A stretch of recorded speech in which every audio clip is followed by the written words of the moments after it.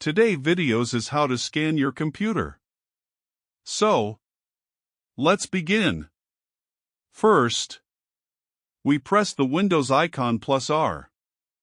Then we type MRT.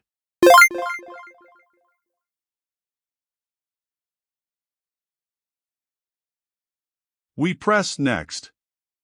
And we choose one of the options Quick Scan, Completed Scan, or Custom. Then we press Next.